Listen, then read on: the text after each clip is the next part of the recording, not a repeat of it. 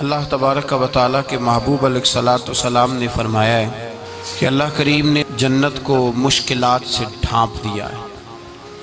جو مشکل کام ہیں وہ آدمی کو جنت میں لے کے جائیں گے، اور جہنم کو اللہ تعالیٰ نے خواہشات سے ڈھانپ دیا ہے، جن چیزوں میں نفس کو لذت حاصل ہوتی ہے اور انسان کی خواہشات تکمیل پذیر ہوتی ہیں، وہ دوزخیوں کے کام ہیں۔ بخاری مسلم میں لفظ ہیں حجبت النار بالشہوات وحجبت الجنت بالمکارہ، او کما قال صلی اللہ علیہ وسلم۔ تکلیف انسان کے ساتھ رہتی ہے، اس کا روپ بدلتا ہے، عنوان بدلتا ہے، لیکن پس منظر تکلیف کا ہمیشہ رہتا ہی ہے۔ انسان کے دکھوں کے نام بدلتے ہیں۔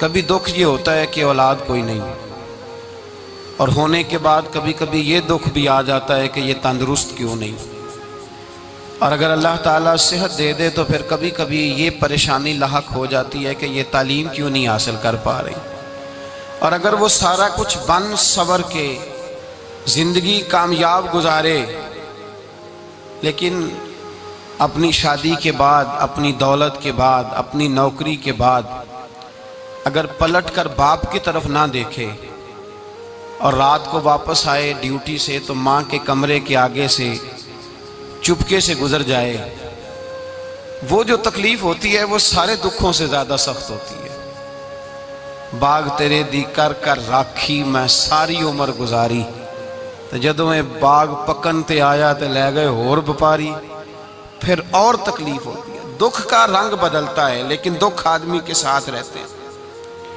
اور یہ مت سمجھا کریں کہ جو آدمی بڑا امیر ہے، بڑا مالدار ہے، صاحب جائیداد ہے، وہ سکھی ہے۔ پلٹ کے کبھی پوچھیں تو صحیح اس سے، اس کے حالات کس طرح کے ہیں۔ تکلیف انسان کے ساتھ رہتی ہے۔ غریب شہر تو فاقوں سے مر گیا، لیکن امیر شہر نے ہیرے سے خودکشی کر لی۔ یہاں امیر غریب ہر آدمی تکلیف میں، لیکن اہل ایمان کو جو رب تعالیٰ نے حکم ارشاد فرمایا وہ بڑا پیارا ہے اور بڑا میٹھا ہے اور بڑا سمجھنے والا ہے۔ اللہ تبارک و تعالیٰ نے مشکلات ہر آدمی کے ساتھ، لیکن ایماندار کو، رسول اللہ صلی اللہ علیہ وسلم کے غلام کو، نبی پاک کے کلمہ پڑھنے والے کو جو رنگ عطا کیا ہے وہ بڑا منفرد ہے۔ فرمایا فَإِنَّ مَعَ الْعُسْرِ يُسْرًا، بے شک پس بے شک میں نے ہر مشکل کے ساتھ آسانی رکھی ہوئی ہے۔ پھر فرمایا اِنَّ مَعَ الْعُسْرِ يُسْرًا، بے شک ہر مشکل کے ساتھ آسانی ہے۔ ہر مشکل کے ساتھ بولیے گا ذرا، ہر مشکل کے ساتھ، اللہ نے ہر مشکل کے ساتھ، اور یہاں چونکہ 2 دفعہ ذکر کیا گیا کہ ہر مشکل کے ساتھ آسانی ہے، تو مفسرین کرام فرماتے ہیں رب فرما رہا ہے اگر میں تجھے 1 مشکل دوں گا تو 2 آسانیاں عطا کروں گا۔ اگر 1 مشکل آئے گی تو کتنی آسانیاں ملیں گی؟ 2 آسانیاں دوں گا اگر 1 مشکل آئے۔ انسان کو جو مشکلات آتی ہیں نا، اگر کسی شخص کو پتہ چل جائے نا کہ یہ سامنے والا پل میں نے گزرنا ہے تو اس پار میری اپنی جائیداد شروع ہو جائے گی، تو وہ پل گزرنا اس کے لیے مشکل نہیں رہتا۔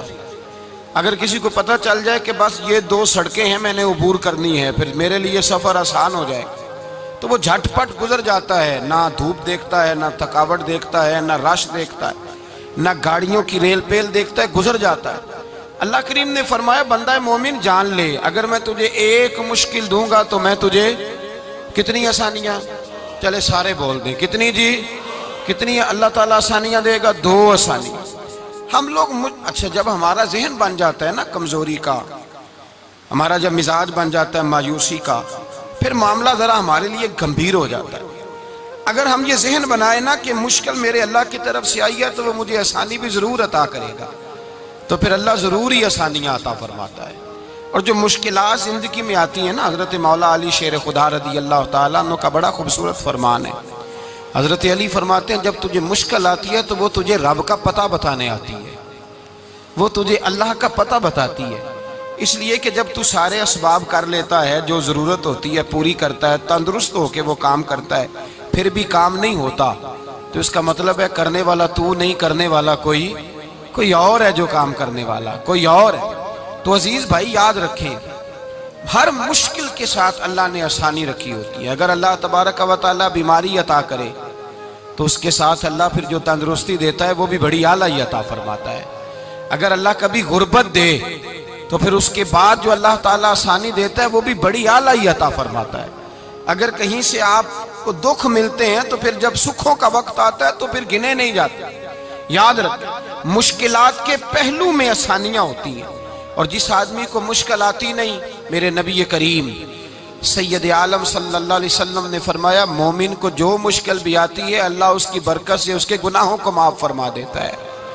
اللہ اس کی برکت سے اس کے گناہوں کو معاف کرتا ہے، یہاں تک کہ حضور نے فرمایا میرے مومن کو کانٹا بھی چبھے تو اللہ تعالیٰ اس کی مشکل کو آسان فرما دیتا ہے۔ عقل مند لوگ عقل والے ہوتے ہیں، سیانے بندے وہ بات کرتے ہیں تو سیانی کر جاتے ہیں۔ اب قرآن مجید میں مختلف آیات ہیں تو مختلف لوگ مختلف آیات کو پڑھتے ہیں۔ کسی نے مولا علی شیر خدا سے پوچھا حضرت قرآن پاک کی سب سے اعلیٰ آیت کون سی ہے؟ سب سے قرآن مجید میں ہر لفظ ہی اعلیٰ ہے، ہر حرف ہی، ہر لفظ ہی، کیا بات ہے، ذالک الکتاب لا ریب فیہ، ہر بات اعلیٰ۔ لیکن حضرت علی سے پوچھا کہ آپ کے نزدیک کون سی آیت اعلیٰ ہے، تو ذرا غور کرنا، شیر کی بات تو شیروں جیسی۔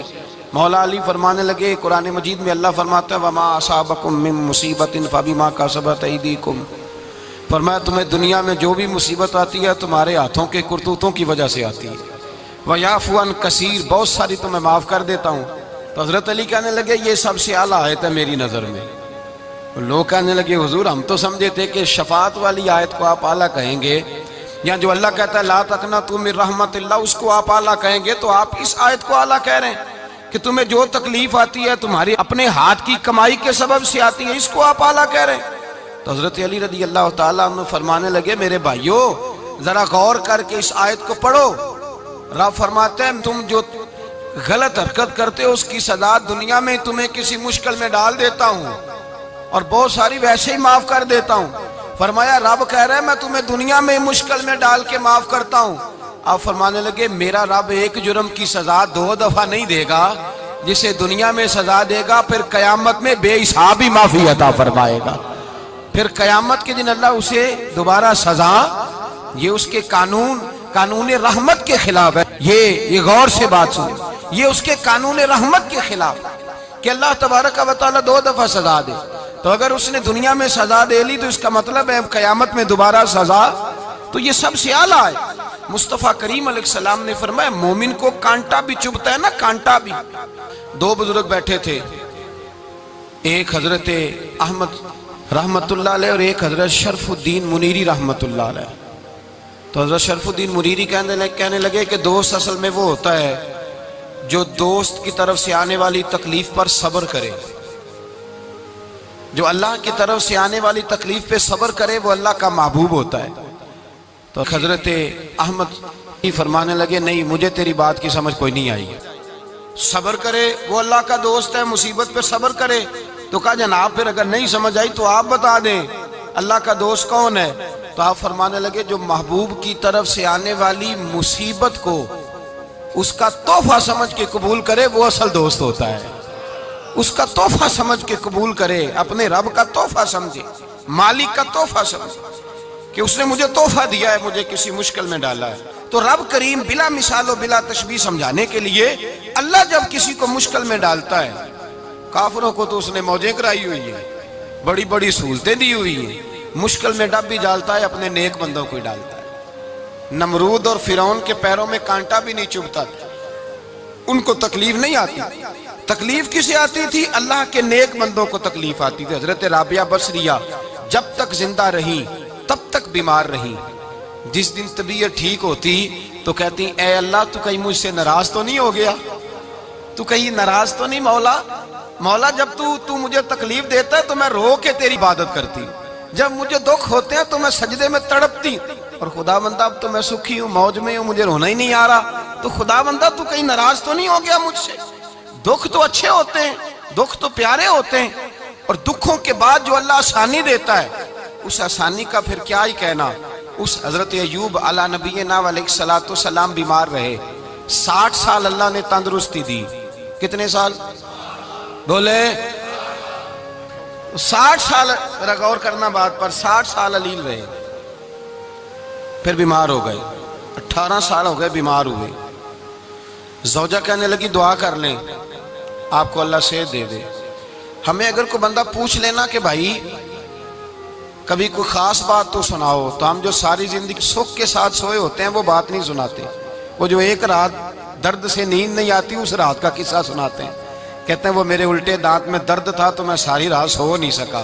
او بھائی جو ساری زندگی سویا ہے اس کا تو ذکر نہیں کر رہا، اور ایک رات جو تجھے نیند نہیں آ رہی۔ کسی سے پوچھا جائے، ڈاکٹر کہتے ہیں 360 ہڈیاں ہوتی ہیں وجود میں، کسی سے پوچھا جائے نا تیرا کیا حال ہے تو 359 ہڈیوں کا ذکر نہیں کرتا، جس گھٹنے میں درد ہے اس کا ذکر کرتا ہے، کہتا ہے یہ گھٹنے میں بڑی درد ہے۔ او بھائی باقی 359 ٹھیک ہے نا، ان کی بھی تو کوئی بات سنانا۔ حضرت رابعہ بصریہ رحمۃ اللہ علیہ کے پڑوس میں ایک نوجوان رہتا تھا، آپ کے پڑوس میں، تو وہ جب جو محلے میں بچے رہتے ہیں نا گاؤں میں، ان کا پتہ ہوتا ہے، پڑوسی تھا تو 34-35 سال نوجوان کی عمر ہو گئی، کبھی بیمار نہیں ہوا۔ ایک دن اس کی طبیعت علیل ہوئی، سر میں درد ہوا تو اس نے پٹی باندھ لی سرخ رنگ کی، باہر نکل کے آیا، حضرت رابعہ بصریہ علیہ رحمہ نے دیکھا تو فرمانے لگے بیٹے خیر ہے؟ لگا جی اماں جی سر میں بڑی درد ہے۔ آپ فرمانے لگے کتنی عمر ہو گئی؟ کہنے لگا 34-35 سال۔ فرمانے لگے پہلے تو کبھی درد نہیں نہ ہوئی؟ کہا نہیں اماں جی آج ہی ہوئی ہے۔ تو آپ فرمانے لگے 34 سال اللہ نے صحت دی ہے، تو نے شکر کی ایک پٹی بھی نہیں باندھی، اور آج درد ہوئی ہے تو شکوے کی پٹی تو نے فوراً ہی باندھ لی ہے، کوئی شکر کی پٹی بھی باندھنی چاہیے۔ حضرت ایوب 18 سال بیمار رہے، زوجہ کہنے لگی دعا کر لو، تو آپ فرمانے لگے بی بی سے کہ صحت کتنی دیر رہی؟ اس نے کہا 60 سال۔ تو آپ فرمانے لگے ذرا بیماری کو بھی 60 سال گزر لینے دو پھر دعا بھی کر لیں گے۔ یہ دعا کی، اللہ یہ لفظ کہے اللہ نے صحت دے دی، تندرستی آ گئی۔ ایک دن گھر میں بیٹھے بیٹھے زوجہ کہنے لگی کہ ایوب یہ بتاؤ دکھ اچھے کہ سکھ؟ آپ فرمانے لگے سارے دن ہی اللہ کے ہیں پر دکھ بڑے اچھے تھے، مجھ سے پوچھو تو دکھ بڑے اچھے تھے۔ کہا کس طرح؟ تو حضرت ایوب فرمانے لگے جب میں بیمار تھا تو 24 گھنٹے میں ایک دفعہ میرا رب میرا حال پوچھا کرتا تھا، ایک دفعہ میرا اللہ پوچھتا تھا ایوب تیرا حال کیا ہے؟ فرماتے ہیں 12 گھنٹے تو لذت ہی رہتی تھی کہ میرے رب نے میرا حال پوچھ لیا ہے، اور اگلے 12 گھنٹے میں انتظار کرتا تھا مالک حال دوبارہ کب پوچھے گا۔ فرمانے لگے اب صحت تو ہو گئی ہے پر اب میرا رب میرا حال تو نہیں نہ پوچھتا۔ بھائی مشکلات جو ہوتی ہیں وہ تو تجھے سجا دیتی ہیں، سوار دیتی ہیں، تجھے یاد آتا ہے کوئی اپنا، جب تجھے درد ہوتی ہے نا، تکلیف ہوتی ہے، پھر تیرا دل کرتا ہے کوئی کندھا ملے جہاں میں سر رکھ کے رہوں۔ پھر اسی لیے تو کسی درویش سے کسی نے پوچھا تھا اپنا کون ہوتا ہے؟ تو کہا جو تجھے دکھ کے وقت یاد آئے وہ تیرا اپنا ہے، جو تجھے عین آزمائش کے وقت یاد آئے اور تجھے اس کا نمبر فوراً تیرے موبائل پہ چلنے لگے وہ تیرا اپنا سجن ہے، جس کو تو دکھ کے وقت یاد کرے۔ تو بھائی مشکلات کے بعد جو اللہ آسانی دیتا ہے، حضرت ابراہیم کو آگ میں بھی پھینکا گیا، حضرت ابراہیم علیہ السلام کو ستایا بھی گیا، نکالا بھی گیا، لیکن جب ان مشکلات سے گزرے تو میرا رب فرماتا ہے وَإِذِ ابْتَلَىٰ إِبْرَاهِيمَ رَبُّهُ بِكَلِمَاتٍ فَأَتَمَّهُنَّ قَالَ إِنِّي جَاعِلُكَ لِلنَّاسِ إِمَامًا۔ کہا جب ابراہیم پورے اترے تو پھر ہم نے انہیں امام بنا دیا۔ یا اللہ کس طرح کی امامت دی؟ فرمایا میں نے اتنی اعلیٰ شان عطا کی ہے کہ اپنے لاڈلے رسول کو جناب ابراہیم کی نسل میں پیدا فرما دیا ہے، میں نے مصطفیٰ کو ان کی نسل میں پیدا کر دیا، قیامت تک کے لیے ان کا وقار بڑھا دیا۔ اللہم صلی علی محمد وعلی آل محمد کما صلیت علی ابراہیم وعلی آل ابراہیم، ان کی عظمت بڑھا دی، اس لیے کہ جب وہ آزمائش سے گزر کر کے آئے پھر جو آسانی دی۔ میرے نبی پاک صلی اللہ علیہ وسلم نے دین ابراہیمی کی بہت ساری چیزوں کو رکھا، کہا میں ملت ابراہیمی پہ ہوں۔ جب کوئی مشکلات کو عبور کر کے آتا ہے، جب کوئی تکلیفیں سہ کر کے آتا ہے، اس کے لیے جو اجر ہوتا ہے، اس کے لیے جو پھر اللہ کتنی ذرا بڑی توجہ کیجئے گا۔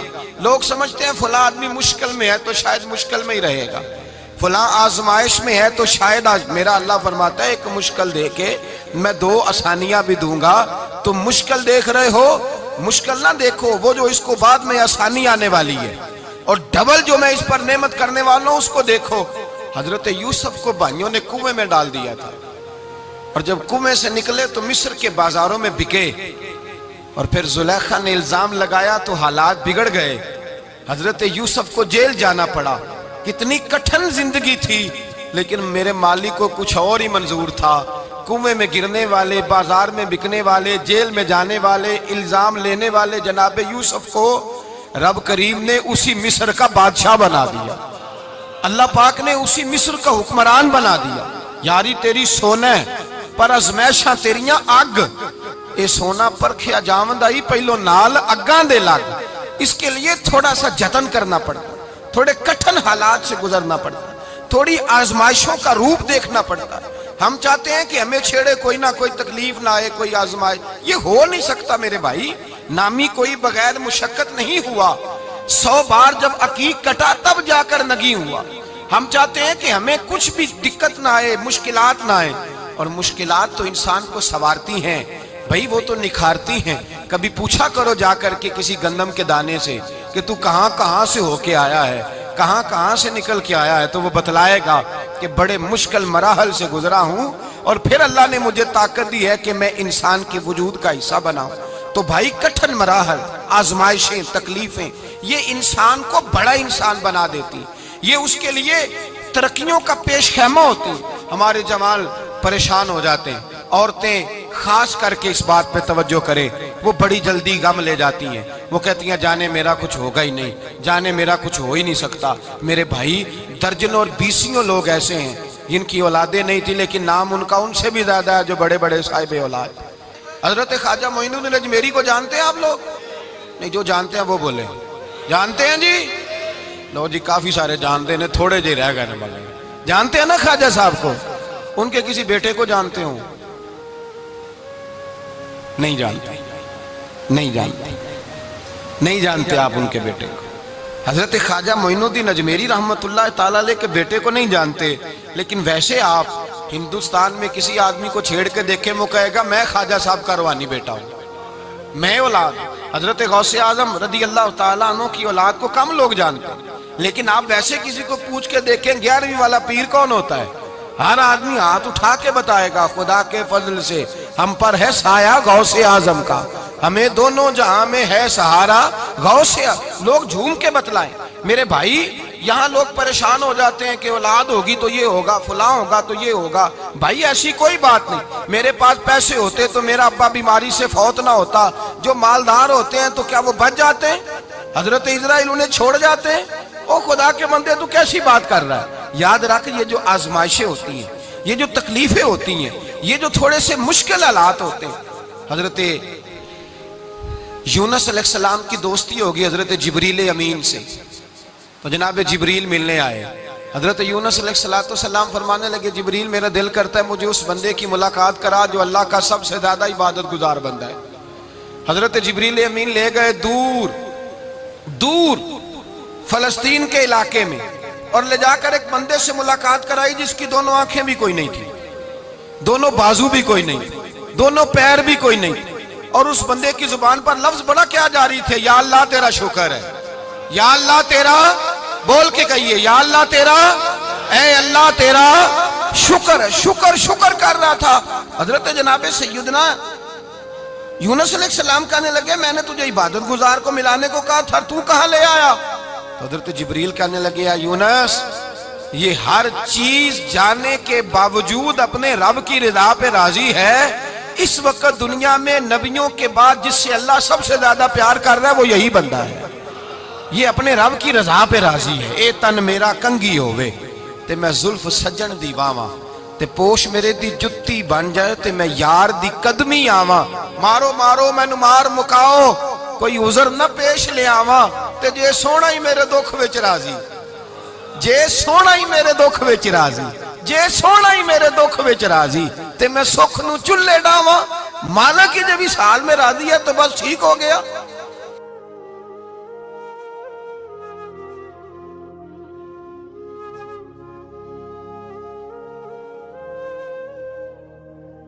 پھر جو آسانیاں ملی ان لوگوں کو تو ان کی قبروں تک آسانیاں ملی، پھر ان کو قیامت تک کے لیے آسانیاں ملی جنہوں نے مشکلات کو دیکھا۔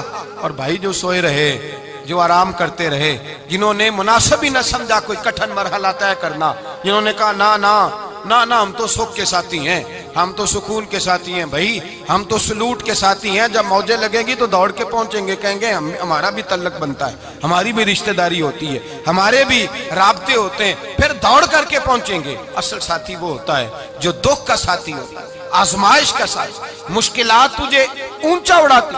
حضرت